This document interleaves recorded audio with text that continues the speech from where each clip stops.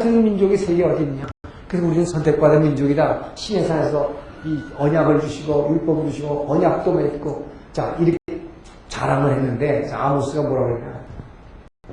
하나님의 관심은 이스라엘만 있는 것이 아니다. 모든 열방의 관심이다. 자 그래서 여기서 뭐라고 하냐.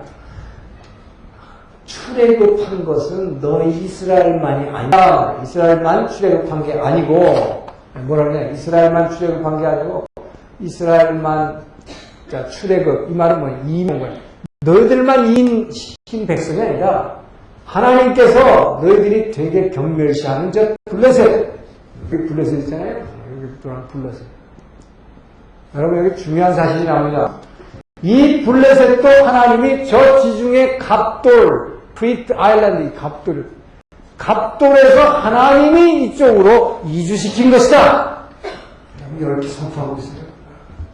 그렇기 때문에 블레셋 무조건 다 없어서 죽여 없앨 존재가 아니라는 것입니다. 오늘날 이스라엘이 지금 이 피해로하고 그렇게 자살 폭탄 테러 맨날 싸움하겠지만 하나님이 일부러 다 집어넣으셨어요. 이것이 바로 이스라엘이 이제 멸망하고 나서 지금도 뭐냐 계속 이들하고 분쟁하고 있는데 이것이 바로 복음이 여기 들어갈 이유입니다. 이 피해로와 이 중동 문제, 소위 말하는 오늘날 말하는 중동 문제라는 게 뭐예요? 바로 이스라엘과 이 블레셋과의 문제입니다. 이 전쟁은 아직도 안 끝났는데 이것을 해결하는 것은 율법으로는 구약의 율법으로는 되지 않죠. tit for tat, 눈에는 눈, 이에는 이, 이걸로 지금 한대에다 맞아 이쪽에서는 자살 테러하고 힘이 없으니까 이스라엘 그 다음날 막 아파트 헬기로 가가지고 막 로켓포로 쏴버리고 막 하마스 지도자 죽여버리고 뭐 이쪽에서 한 명 죽이면 10명 죽여버리잖아요. 이렇게 하니까 이 싸움은 끝이 없는 것입니다. 이것은 아무리 미국의 대통령이고 캠프 데이비드 뭐에다 몇 번 수백 번에도 안 된다 이 말이죠. 결국은 뭐예요? 여기서 바로 그 예수의 복음이 내 이웃을 내 몸과 같이 사랑하라고 하는 이 이웃사랑의 실천을 여기서 하나님께서 보여주셔서 이들을 여기다 집어넣었어요. 예수의 복음은 아니고는 절대로 이 문제는 해결되는 거 아니에요. 그래서 우리가 이스라엘 전도해야 되는 것입니다. 이스라엘 전도해야 되는 그 이유예요. 자, 그래서 여기서 뭐라 그러냐. 하나님이 저 블레셋도 갑돌에서 데리고 나오셨다. 하나님이 하셨다고 했어요. 자, 이 위에 있는 수리아, 아람, 이것도 길이라는 어떤 지방에서 이리로 데려다가 놓으셨다. 왜? 너희들 갖다 징계하려고. 너희들만 잘난 척하지 말라. 그래서 출애굽기 19장 5절에 뭐라고 했습니까? 세계가 다 내게 속했다. 온 세계가 내 품 안에 있다. 그런데 내가 왜 특별히 너희를 택했느냐? 너희가 내가 준 이 율법을 지켜서 순종하고 행하면 너희는 내 소유가 될 것이며 너희는 제사장 나라요 거룩한 백성이 될 것이다. 그렇기 때문에 너희에게 이 말씀을 특별히 주신 것은 너희가 이것을 지켜서 행하고 그렇게 봐서 하나님을 나부터 받은 축복을 이웃나라에다가 전하라고. 그래서 바로 이것이 하나님의 관심은 거기 있다. 그런데 바로 이스라엘이 이 사명 감당 못했다는 것입니다. 자, 이스라엘은 그래서 어떻게 되느냐? 자, 이스라엘은 자기네들에게 주어진 이 특별한 사명을 이 사명 미션을 받은 것입니다. 왜요? 자기네들이 축복받아서 말씀을 받고 이 성막을 받고 하나님의 은혜를 받아서 이걸 누리고 이웃에게 전달하는 세계 만민의 복의 근원이 되라 하는 이 사명, 이 특별한 사명을 갖다가 뭘로 착각했냐? 자기네들 특별한 특권으로 착각했다. 특별한 특권으로 착각했다. 자, 그래서 하나님께서는 이스라엘 백성에게 이 출애굽기 19장 5절에도 뭐라고 했어요? 너희가 내 말을 지켜 행하면 너희는 뭐가 될 거예요? 거룩한 나라가 될 것이다. 거룩한. 자, 여기서 이 거룩함이라는 거 계속 나옵니다. 제가 계속 강조하는 거룩함. 거룩해져라. 예수 믿고 나면 거룩해지는 것이다. 예수 믿고 나서 이 하늘나라 갈 때까지 우리가 할 일은 거룩해지는 것이다. 바로 이게 뭐냐? 이게 하나님이 우리 땅에서 우리를 부르심의 소망이 에베소 1장 17절에서 말하는 그 너희를 이 땅에서 부르신 그 부르심의 소망이 산 안에서 그분 앞에 흠없고 거룩한 존재로 변화되어 자, 이 거룩한 나라, 거룩한다는 게 뭐냐? 땅하고 다르다 하는 거 그렇게 말씀드렸죠. 땅하고 다르다는 게 뭡니까? 땅에 있는 사람들은 땅의 법칙은 뭐예요? 나를 중심으로 끌어모으는 거. 내 거. 이걸 벗어나라는 것이다. 그 거룩함은 속에서 이 안에 예수의 영으로 말미암아 그것이 나의 삶으로 드러날 때 그것이 거룩한 것입니다. 벌써 저 사람은 저분은 진짜야. 저분은 정말 훌륭한 분이야. 정말 진짜 크리스찬이야. 이게 돼야 거룩한 백성이 되는 거예요. 이것이지 뭘로 나를 포장했다고 되는 것이 아니다. 여러분, 이스라엘 백성이 그렇게 자랑했던 예루살렘 성. 자, 이 예루살렘 성이라는 게 왜 자랑했어요? 여기에 바로 하나님의 성전이 있기 때문에. 근데 여러분, 이 장소가, 이거 예루살렘 성은 우리가 거룩한 성인데, 이것이 성이라는 이 성 자체가 장소가 거룩한 것입니까? No! 인간이 거룩한 것이 아닙니다. 이곳에 있는 뭐예요? 이곳에 있는 이스라엘 백성들이 이 속을 거룩하게 만들 때야 이 성이 거룩한 성이 되는 것이다. 이들이 바로 여기에 실패했기 때문에 망했다. 그렇기 때문에 이스라엘 백성들은 이 거룩한 나라를 이루지 못하고 거룩한 나라라고 하는 것이 예루살렘 성전만 근사하게 만들고 거기서 예배만 근사하게 드리면 되는 줄 안다. 자, 그래서 이들은 어떻게 생각했냐? 자, 기본적으로 그래서 이 사명 감당을 못했다. 그래서 이것이 용도 폐기됐다는 것입니다. 여러분, 이래서 용도 폐기된 게 있어요. 그래서 참 이스라엘은 뭐예요? 예수 믿는 성도들로 말미암아 교회가 이제 참 이스라엘이 되는 것입니다. 자, 그래서 이 거룩한 나라를 이루지 못했다. 예레미야 선지자도 그렇게 얘기하고 있어요. 예레미야 선지자도 왜 이스라엘이 망했는가? 자, 이스라엘이 망한 이유는, 자, 이거랑 비슷합니다. 이 예레미야 6장 보게 되면, 예레미야 6장 10절에서, 자, 너희들이 귀의 할례를 받아, 귀의 할례. 이 할례 받아, 그게 무슨 중요하냐? 귀에 좀 제발 할례 받아, 귀. 그게 뭐예요? 귀 있는 자는 들을 지어라. 이게 바로 주님께서 귀 있는 자는 들을 지어라. 귀 있는 자는 들을 지어라. 진짜 그 말씀은 듣지 못하고 말이지. 그 할례 받았다는 거 가지고 이 특권의식에 젖어가지고 너네들만 이방인 개 취급하고 그 이방인들한테 축복하고 하나님 끌어받은 놀라운 말씀을 그들에게도 전하고 하나님으로부터 받은 물질적 축복을 그들에게 논아주라는 거다. 그거 못했다 이 말이죠. 그리고 결국 히스기야나 요시야 왕의 이 요시야의 이 예배 개혁 운동, 이 예배 개혁 운동이 있었지만 이 예배 개혁 가지고 그 이스라엘 백성들의 마음을 변화시키지 못했다는 것입니다. 이 마음의 변화는 못 시켰다. 그래서 이 요시야의 예배의 개혁은 결국은 아주 세련된 예배를 가져왔다. 세련된 예배. 여러분 오늘날도 그런 분도 있어요. 전 죄송하지만 오늘리교회에 나오는 성도들 일부 중에 그런 분도 있어요. 예배가 참 세련돼서 그 예배 의식이 좋아서 그냥 다니는 분들도 있다 이 말이죠. 그거 가지고는 안 된다. 그거 가지고는 바로 이스라엘이 망한 이유가 그런 거다. 이 세련된 예배 의식이 아니다. 하나님은 영이시니 신령과 진정으로 정말 마음을 다하고 목숨을 다하고 뜻을 다해서 주 너의 하나님을 사랑하는 자들, 정말 그분 앞에 무릎 꿇는 자들, 그런 사람들로 모여있을 때에 그것이 진정한 예루살렘 성이 되는 것이다 이 말이죠.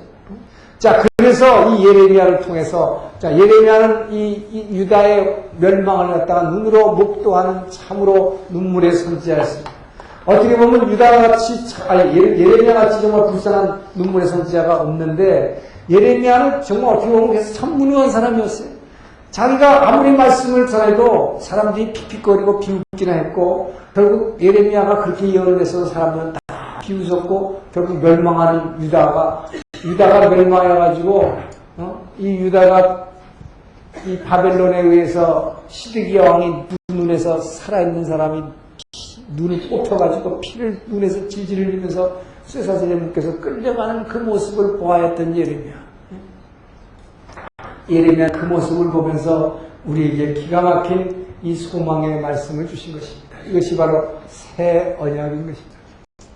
이 새 언약의 약속을 바로 이때 이제 북이스라엘은 벌써 이미 망했고 BC 722년에 망했고 이제 BC 586년에 남유다가 망할 이때에 예레미야를 통해서 주신 말씀, 이것이 바로 예레미야 31장 31절에서 33절의 말씀입니다. 내가 이스라엘 집과 유다 집에 새 언약을 세우리니 이는 내가 너희를 쪼들에 손잡고 애굽에서 데리고 나올 때 그들에게 주었던 언약과 다르니 그 언약은 돌판에 새겨주었지만 그들이 내 언약을 버렸습니다.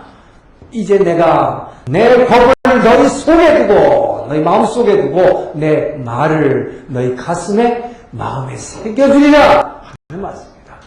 내 말을 가슴에 새겨주겠다.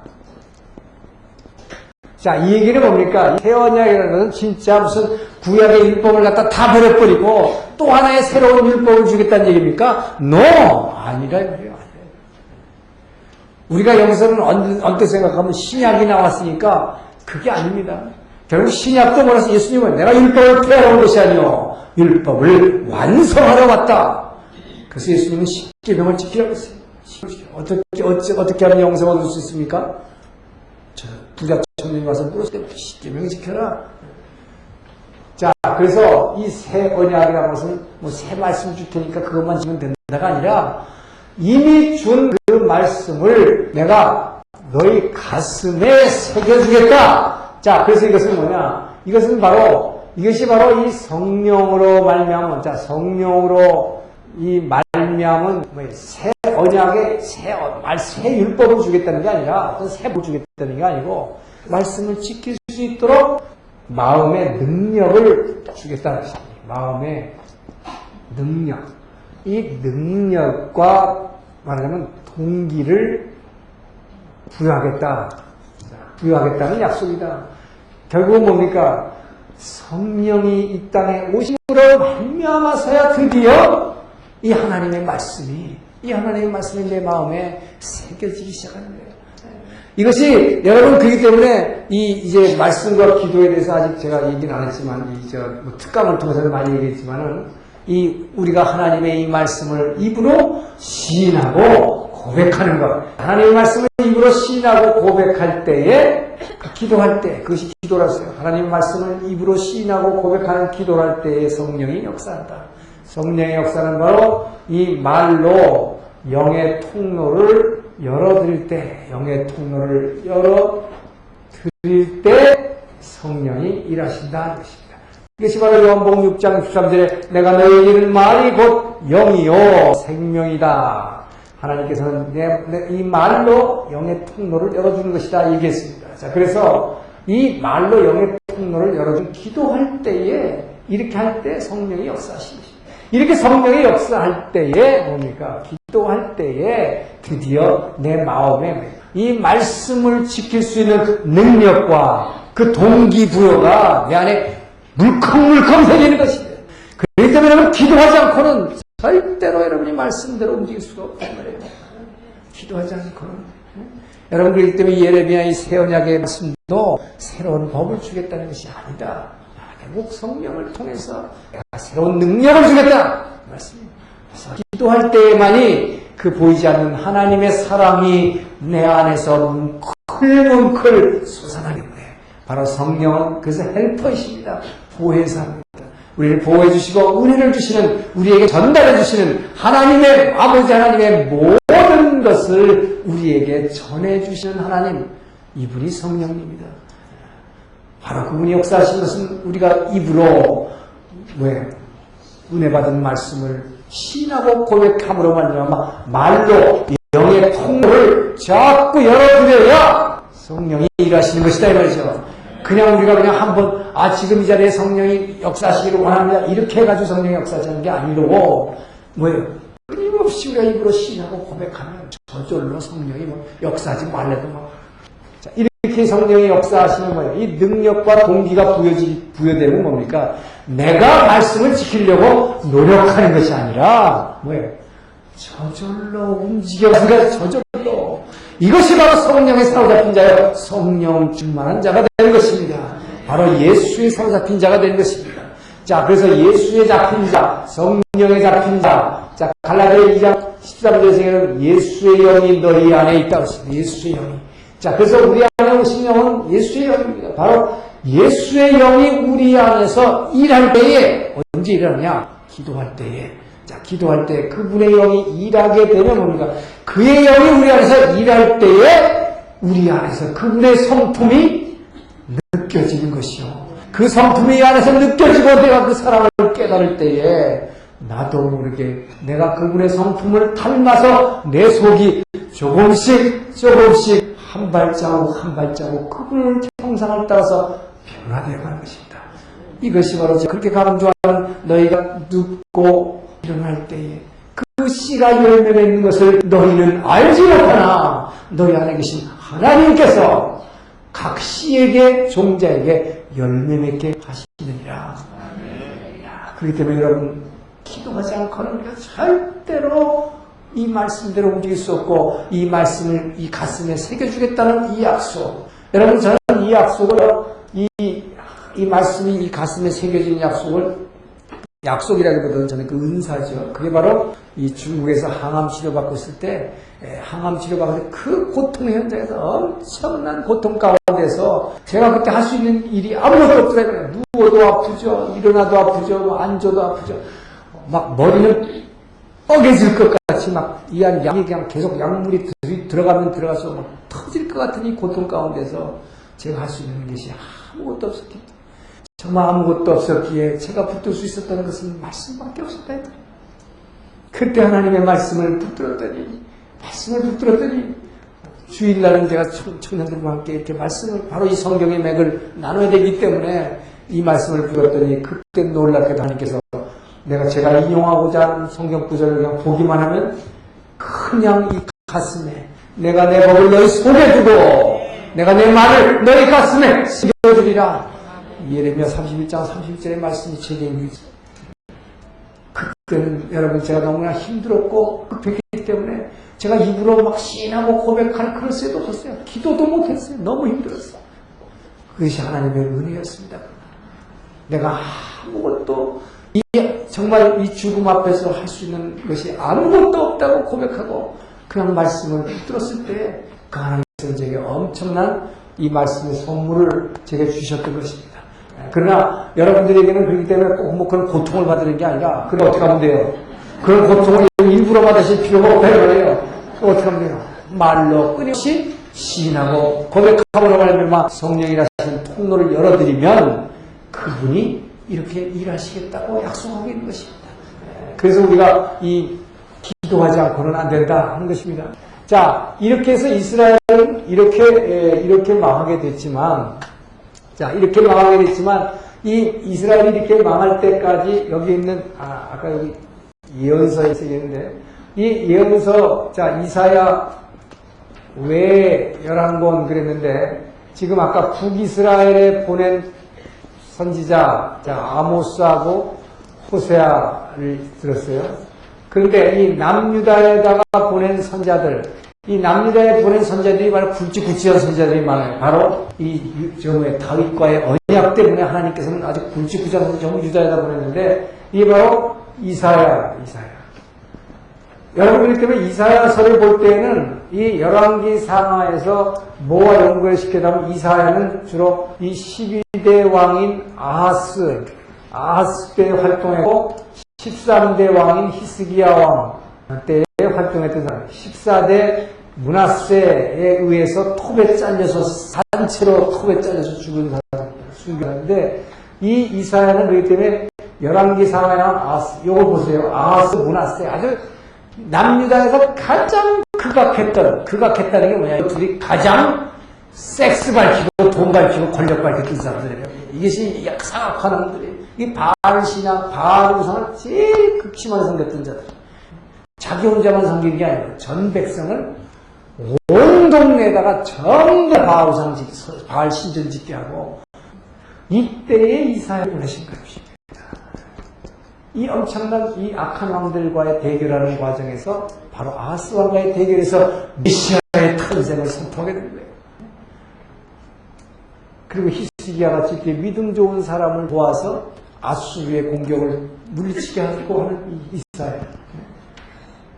자, 그리고 예레미야, 아까 예레미야 나왔죠? 자, 예레미야는 바로 유다가 망하는 시점. 자, 이 망하는 시점이 언제부터 시작되냐면 이 예레미야는 이 16대 요시야 왕의 종교개혁 때인데 요시야 왕 때는 별로 활동을 안 했고 이 10대는 뭐 3개월 만에 없어져가는 아하시아 왕이기 때문에 이 18대 여호야김, 이 여호야김 같이 악한 왕, 이 악한 왕과의 대결로서 예레미야입니다.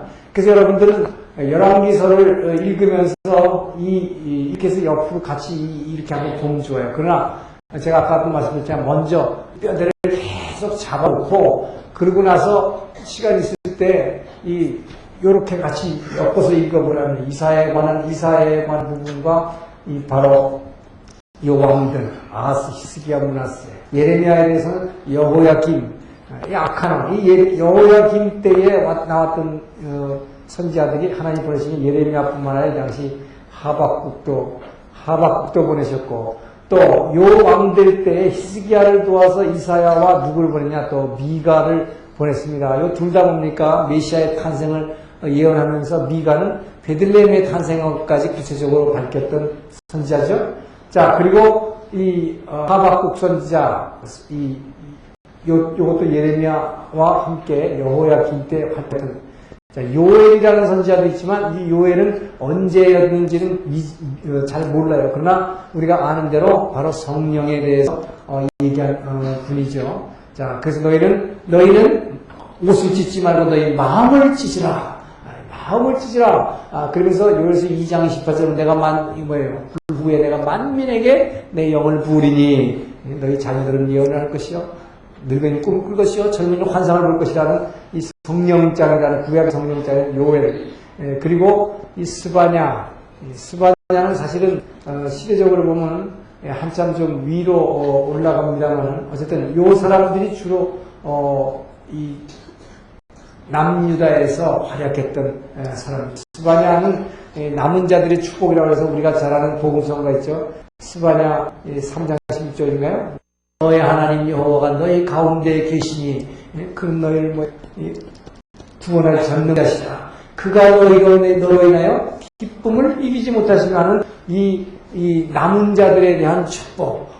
즉 뭡니까? 나머지 다 바알 신앙 쫓아갔지만 끝까지 하나님 붙들고 성전 신앙을 지킨 남은 자들에 대한 축복을 스바냐를 통해서 얘기하고 있습니다.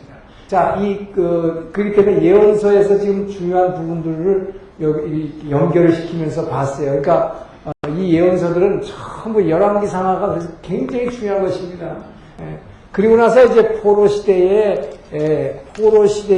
해당하는 이제 포로 시대가 됩니다만 포로 시대에 해당하는 역사서가 필요 없다고 그랬죠. 그래서 이 포로 시대라는 역사서 예언서가 없기 때문에 요때에 보내신 예언자들 이게 바로 에스겔과 다니엘 이 에스겔 다니엘서를 통해서 이들의 포로 시대의 실상을 우리는 볼 수 있다. 그리고 나서 이제 이 포로 귀환에 해당하는 게 에스라 느헤미야라고 그랬죠. 에스라 느헤미야. 에스더는 옆으로 뺀다고 그랬고 이 포로에서 돌아와서 성전을 회복하고 성벽을 짓고 다시 또 말씀을 회복하고 하는 이걸 통해서 이 말하자면 이 유다 왕국의 회복, 예루살렘의 회복입니다. 이 예루살렘 성을 회복함으로 말미암아 왜 이걸 회복했느냐? 바벨론 포로 70년 한 후에 하나님께서 옆에 있는 이 바사 왕국을 들어서 바벨론을 치게 하시고 이것이 지금부터 2500년 전에 있었던 이란 이라크 전의 효시라고 했어요. 이란 이라크 전은 하나님이 일으키신 것이다. 최초로 왜 하나님이 일으켰느냐? 이것은 바벨론의 포로 끌려갔던 이 유다 백성들을 70년 만에 예레미야가 예언한 대로 70년 만에 예루살렘을 돌려보내야 되는데 이 바벨론 왕이 보내지 않으므로 바사 왕은 하나님이 일으켜서 이라크를 쳐서 하나님께서 이사야 41장에 보면 뭐라 그러냐? 내가 이 바사왕 고레스의 손을 붙잡고 바벨론 성에 내가 먼저 들어가서 그 성문을 열어주겠다. 여러분, 전쟁 그래서 정말 하나님께 속한 것입니다.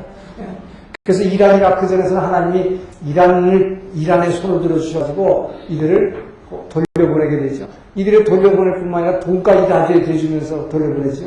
자, 그래서 돌려보낸 이유가 뭐냐? 여기 가서 성전을 회복하고 성벽을 다시 짓고, 왜 짓습니까, 여러분? 이렇게 한다고 이제 망한 이스라엘이 다시 살아납니까? No, 아니에요. 이제 이스라엘의 역사는 이것으로 끝난 것입니다. 게임 종료입니다. 이 시대, 이 시간 이후로 여기 예루살렘에서 일어나는 모든 일들은 뭐예요? 오직 나중에 오실, 지금 1호부터 약 5, 600년 후에 오실 예수님이 오실 때에, 예수님이 오실 때 이 성전이 필요했고, 예루살렘 성이 필요했다. 예루살렘 성이라고 하는 거룩한 것의 상징이요, 구원의 상징입니다. 그렇기 때문에 바로 이 유다의 바로 다윗의 뿌리에서 한 줄기가, 다윗의 줄기에서 한 싹이 나서 결실하기 위해서 이들을 돌려보내는 것이지, 이들을 돌려보내서 결국 예수님이 이 땅에 오셨을 때 제자들도 그래서 예수님 나중에 다시 오실 날에 대해서 얘기하니까 그때가 이스라엘 주권을 회복할 때입니까? 제자들은 사도행전에서 아직도 이렇게 물어보고 있잖아요. 예수님 승천하실 때. 그게 예수님께서 뭐랬어요? 그런 건 너희들 알 바 아니오. 뭐예요? 오직 성령이 너에게 임하시면. 예수님의 관심은 뭐예요?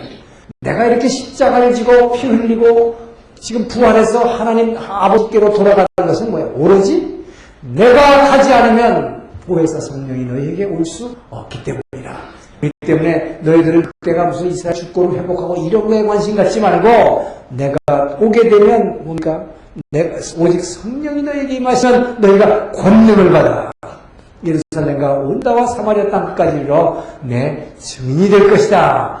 예수님의 관심은 뭡니까? 결국 이 성령을 보내주시기 위해서 십자가 지셨다. 그리고 부활하셨다라는 것을 말씀하고 있는 것이에요. 그래서 이 구약에서는 보면은 말이죠. 구약 이스라엘 백성은 참 불쌍한 것이 여기서는 정복을 해서 들어갔어도 다 이루지도 못했고 또 이 땅에서 여기 블레셋도 있었고 가나안 백성들도 이 땅에 막 있었고 항상 보면 여기서 약속이 분명히 이루어지지 않습니다. 사사들 지도자들도 다 타락했고 여기에 왔는 북이스라엘의 왕들은 처음부터 끝까지 전부 타락했고 유다의 왕들도 뭐야 더러는 예배의 개혁을 하려는 사람도 있었지만 대다수가 결국은 바알 쫓아가고 말았다 이 말이에요. 결국 이것을 통해서 이스라엘 백성에게 뭐가 생기냐? 여기서 바로 이 결국 뭡니까? 사사시대, 단일왕국, 분열왕국 시대 이걸 통해서 이 시대를 왜 이렇게 많이 보여주셨냐? 이걸 통해서 이스라엘에게 드디어 뭐예요? 참 사사는 누구인가? 참 왕은 누구인가? 자, 여기에서 바로 메시아 대망사상이 나옵니다. 여기서 이들이 드디어 뭡니까? 이 사사도 아니요! 보니까 이것들도 보니까 하나님께서 성령이 임재한 사람이 사사가 됐단 말이에요. 사사가 됐는데 보니까 처음 기도는 나중에 큰 일을 했지만 나중에 돈 챙기는 일 했고, 그 다음에 여자들 많이 뒀고, 입다라고 하는 것은 그 깡패, 조폭 출신은 일단은 조폭 그 버릇을 못 버려가지고 자기 딸도 같이 짓하고 자기 동족들 다 죽여버리고 마지막 사사 함소는 그 힘 줬더니 여자한테 다 써버리고 자 우리의 진짜 사사는 뭐냐? 이 참 사사는 누굽니까? 참 왕이요 선지자요 제사장 누굽니까? 오직 예수 오직 예수. 참 왕은 무엇인가? 다윗 왕도 범죄했다고 열왕기는 분명하게 고백하고 있고 그 범죄의 결과 다윗은 얼마나 많은 고통을 대가를 치료했는가를 설명하고 있습니다. 솔로몬 왕도 엄청난 잠언서, 전도서, 아가서 같은 지혜서를 남겼지만 남들에게는 잘해보라고 해놓고는 지는 뭐예요? 결국은 지는 멸망한 이런 꼴을 보여주면서 결국 이스라엘 백성들은 메시아 진짜 왕은 누구인가? 이것을 기다리게 되는 것입니다. 자, 진짜 왕인 예수님 이 땅에 오셨습니다. 자, 이 왕이 오셔가지고 제자들과 같이 몸을 비비고 같이 살고 3년 동안 그 많은 말씀 줬어요. 그러나 이들도 예수님 살아계신 주님과 살고 있을 때에는 아직도 여러분 성령이 임하지 않았기 못하기 때문에 또 이들이 그래서 기도하지 못했기 때문에 하나님 예수님의 말씀만 그렇게 많이 받았지만은 알았지만은 따라갈 수가 없었다. 다 도망갈 수밖에 없었던 것입니다. 자, 그래서 여러분 이제